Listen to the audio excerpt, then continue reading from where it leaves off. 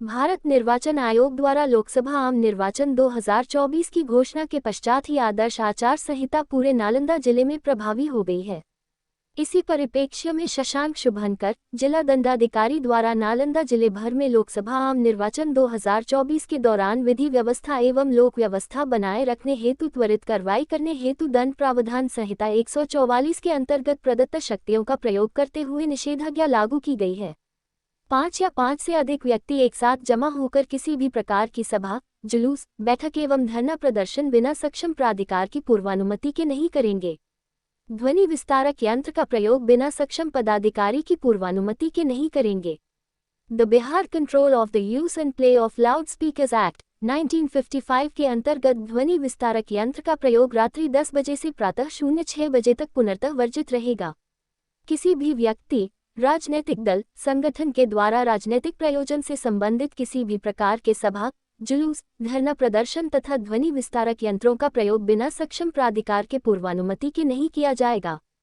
साथ ही अनुमति की शर्तों के प्रतिकूल कोई भी कार्य नहीं किया जाएगा।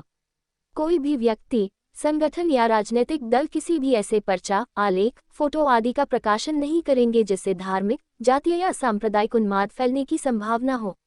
साथ ही जातीय, धार्मिक या सांप्रदायिक उन्माद फैलाने वाले व्हाट्सएप या एसएमएस से मैसेज और सोशल मीडिया अथवा इलेक्ट्रॉनिक माध्यम से भी ऐसे मैसेज का आदान प्रदान नहीं करेंगे।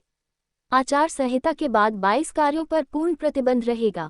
50,000 रुपये से ज्यादा का कैश लेकर नहीं चल सकेंगे। गाड़ियों से हटाने होंगे पार्टियों के झंडे। वाहनों में नहीं लगा सकेंगे झंडे। वाहनों और बैठकों में लाउड स्पीकर का प्रयोग करने की अनुमति सुबह 6 बजे से लेकर रात 10 बजे तक ही दी जाएगी। इसके बाद आचार संहिता का उल्लंघन माना जाएगा। किसी भी वाहन, किसी भी पार्टी का झंडा नहीं लगाया जा सकेगा। केवल राजनीतिक दलों के पदाधिकारी रो से अनुमति लेकर गाड़ी में झंडे का प्रयोग कर सकेंगे। सरकारी वाहन राजनीतिक कार्य में प्रयोग नहीं। निर्वाचन के समय में कोई भी सरकारी कर्मचारी पॉलिटिकल एक्टिविटी में शामिल नहीं हो सकता है। अगर ऐसा होता है तो इसे भी आचार संहिता का उल्लंघन माना जाएगा और कड़ी कार्रवाई की जाएगी। मंत्रियों द्वारा ऑफिशियल वाहनों का प्रयोग राजनीतिक कार्यों के लिए रोक लगा दी गई है। लाउडस्पीकर के लिए लेनी होगी अनुमति। किसी भी दशा में बिना अनुमति के लाउडस्पीकर का प्रयोग निषेध किया गया है। वहीं किसी भी जुलूस व रैली के लिए जगह, समय और रूट का निर्धारण पहले से करके पुलिस प्रशासन से अनुमति लेना अनिवार्य है। बिना पूर्व सूचना के किसी भी जुलूस, रैली को अनुमति नहीं दी जाएगी। 100 मीटर के दायरे में प्रचार नहीं। पोलिंग स्टेशनों के 100 मीटर दायरे के अंदर किसी भी प्रकार की चुनावी मीटिंग, कन्वेंसिंग, कोई भी आपत्तिजनक कार्य या कोई भी कैंपेनिंग करने की अनुमति नहीं होगी। निर्वाचन के दौरान शराब का वितरण नहीं किया जा सकेगा। नॉमिनेशन के दौरान केवल 3 वाहनों को ही आरओ के कार्यालय की 100 मीटर के दायरे में आने की अनुमति होगी। इन कार्यों पर भी पूर्ण प्रतिबंध। ऑफिशियल कार्यों को कैंपेनिंग के कार्यों में मिक्स नहीं किया जाएगा। किसी भी प्रकार का प्रलोभन, चाहे आर्थिक अथवा कोई और तरह से मतदाताओं को देने पर रोक है। निर्वाचक के द्वारा किसी भी प्रकार की जातीय और सांप्रदायिक अपील नहीं की जाएगी। दूसरी पार्टियों व उनके कार्यकर्ताओं के द्वारा असत्यापित आरोपों और विकृतियों के आधार पर किसी की आलोचना नहीं की जाएगी। किसी भी धार्मिक स्थल का प्रयोग चुनाव प्रचार जैसे भाषणों, पोस्टरों, बैनरों के लिए नहीं किया जाएगा।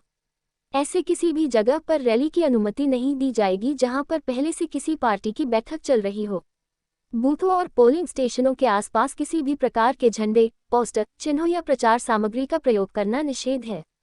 सरकारी परिसर में किसी भी प्रकार का डिफेंसमेंट जैसे wall painting, banner, poster, hoarding व झंडे की अनुमति नहीं होगी।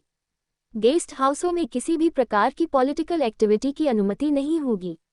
लाउड स्पीकर के प्रयोग के लिए अनुमति लेना अनिवार्य है। बिना अनुमति के लाउड स्पीकर का प्रयोग निषेध है।